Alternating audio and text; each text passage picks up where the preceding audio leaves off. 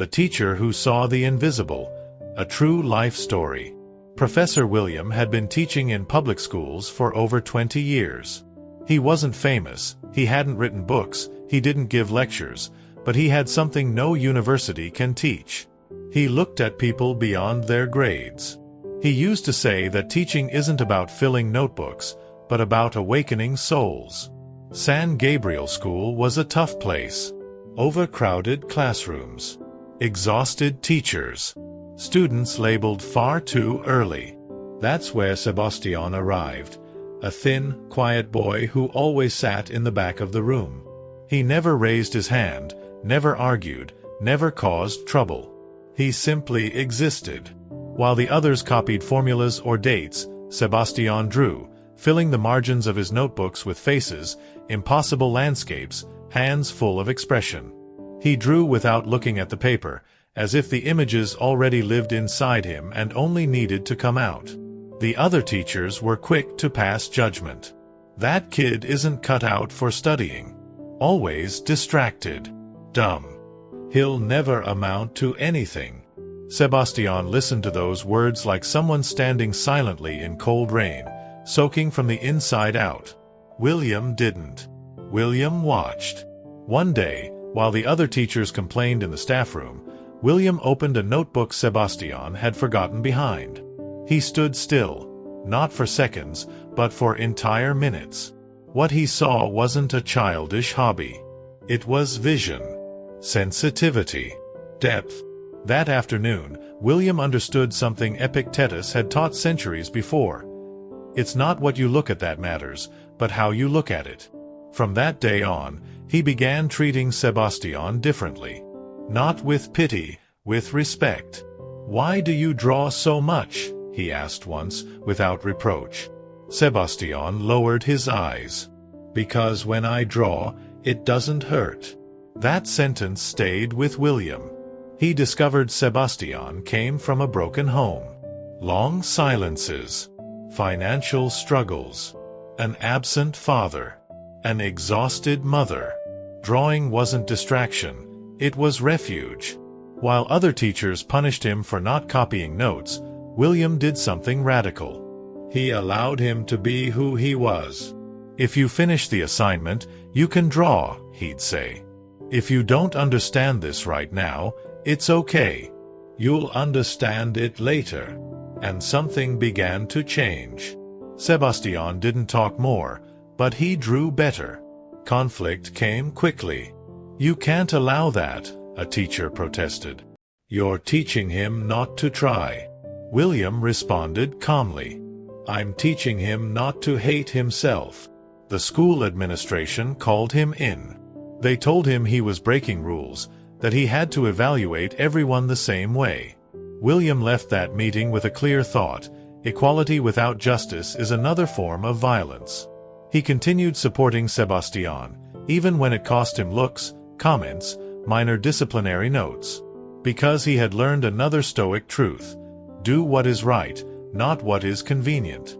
One day, organizing a small exhibition at the school, he hung drawings from several students, some of them Sebastián's. No one knew who had created which pieces. The reaction was immediate. "Who drew this? This is incredible. It's unbelievably powerful." When William said Sebastián's name, there was silence. For the first time, Sebastián lifted his head. From there on, the road wasn't easy.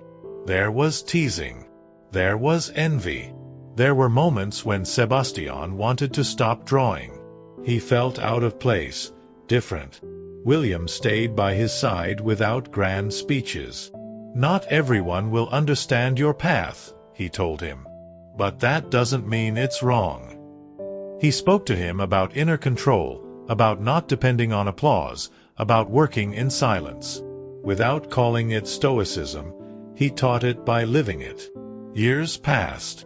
Sebastián graduated with average grades, but with an extraordinary portfolio. William helped him apply for scholarships, helped him knock on doors. Sebastián's return to the school wasn't just an act of gratitude, it was a reunion with a part of himself that had never left. He walked the hallways slowly, observing the peeling walls, the scratched desks, the windows still letting in the same harsh morning light. Everything looked the same, except him. William watched with quiet pride. He didn't smile excessively. He didn't gesture in triumph. Because deep down, he knew something essential. Sebastián's success didn't belong to him. He had simply done his duty. For weeks, Sebastián returned frequently. He spoke with students. He looked through notebooks filled with hidden drawings. He recognized the same looks he once had, talent mixed with fear, creativity suffocated by labels. But not everyone was pleased with his presence. Now everyone wants to be an artist, some teachers muttered. That doesn't pay the bills. He's just an isolated case. Sebastián heard the comments and felt something old stir inside him. Not anger. Not sadness. Something more dangerous. Doubt. That night, he couldn't sleep. For the first time in years, the ghosts returned. He wondered if he truly deserved where he was. If his success was fragile. If it had all been luck. He remembered a phrase William used to repeat when he was a child, drawn from a Stoic teaching he never named. When you doubt, return to the only thing that never changes, your discipline. The next day, Sebastián went back to his studio and painted for hours without thinking about galleries, without thinking about critics. He simply painted. Because he understood he couldn't control how the world saw him, but he could control how he stood before it. Meanwhile, William faced his own test. The school administration changed. New administrators. New rules. New numbers. William was called into a meeting. They spoke of results, statistics, academic performance. They told him, softly, that his teaching methods were inefficient. We need teachers more aligned with the system. William listened in silence. He knew what that meant. That afternoon he walked alone across the courtyard. He didn't feel anger, he felt clarity. He remembered another teaching that had guided his life. When something doesn't depend on you, it doesn't belong to you to suffer over it. He accepted that his time at that school was coming to an end. They didn't fire him immediately, but they sidelined him. Fewer hours. Fewer groups. A slow way of pushing him out. Sebastián noticed. It's not fair, he said. You changed lives here. William smiled serenely. I didn't come to be rewarded. I came to be consistent. But something ignited inside Sebastián. He decided to do something he had never done before. Use his public voice. At an international exhibition, he spoke not only about his work, but about the educational system, about ignored talents, about invisible teachers who sustain the future without recognition. William's name was mentioned. The story spread. Journalists sought out the teacher. Interviews. Late recognitions. Invitations to speak. William accepted some, declined others. He never changed his tone. Never placed himself above anyone. I'm not special, he said. I just did what I believed in. But life prepared another difficult decision. William was offered the chance to direct an alternative educational program outside the traditional system, a project for young people with unconventional talents. It was a huge opportunity, but it meant permanently leaving the classroom that had been his home for decades. He spent entire nights reflecting. He knew he couldn't control the outcome. There would be criticism, failure, exhaustion. But he knew something deeper. The duty of the wise is not to remain comfortable, but to act according to virtue. Sebastián, meanwhile, faced his own dilemma. His work had reached stability, but galleries were asking him to repeat himself, to soften his message, to make it more marketable. That's what the market wants. He remembered the boy who drew so it wouldn't hurt. The teachers who called him dumb. William, steady, calm, whole. How far was he willing to bend without losing himself? Both teacher and student stood again before the same question that defines any meaningful life: to be faithful to yourself or adapt to survive. William accepted the new program, not because it was easy, nor because it promised recognition, but because he understood his duty wasn't to protect his comfort, but to serve without betraying himself. He agreed to expand the program with one clear condition: it would not become a factory of results, but a space where character mattered as much as talent. There was resistance, bureaucracy, attempts to soften the project to make it measurable. William listened, negotiated what was necessary, held firm to what was essential. As the Stoics teach, patience is not passivity, it is sustained strength. The program grew. It reached new places. It rescued invisible talents.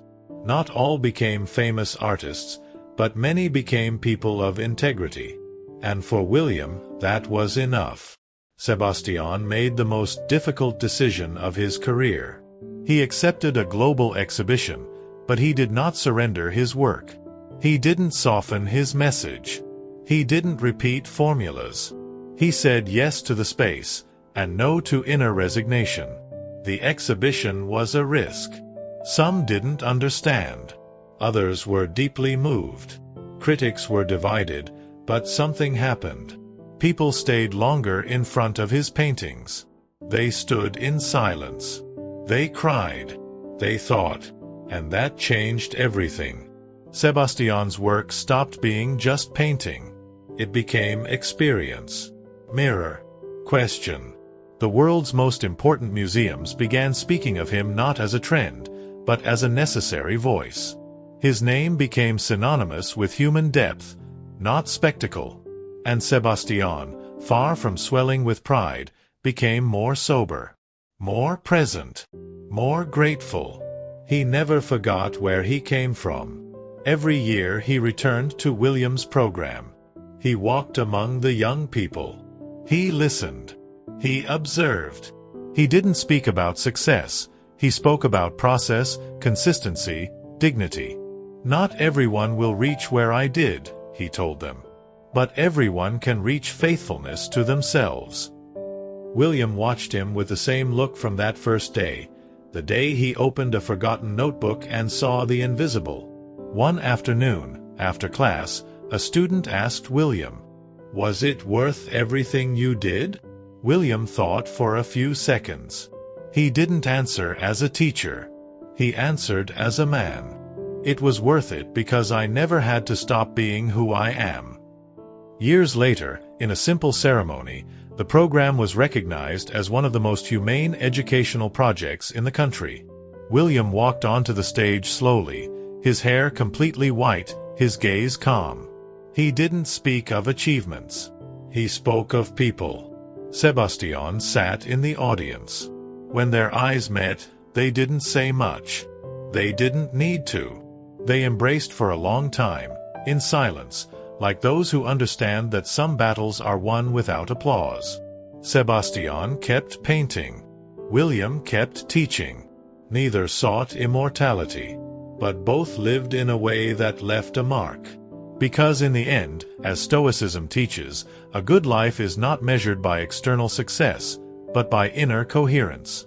And each of them, in his own way, had conquered, not the world, not others, but the hardest thing to conquer, the fear of being oneself.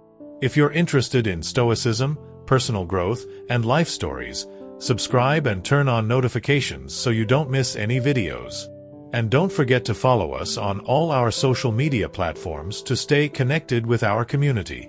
Join the family of Stoic Stories.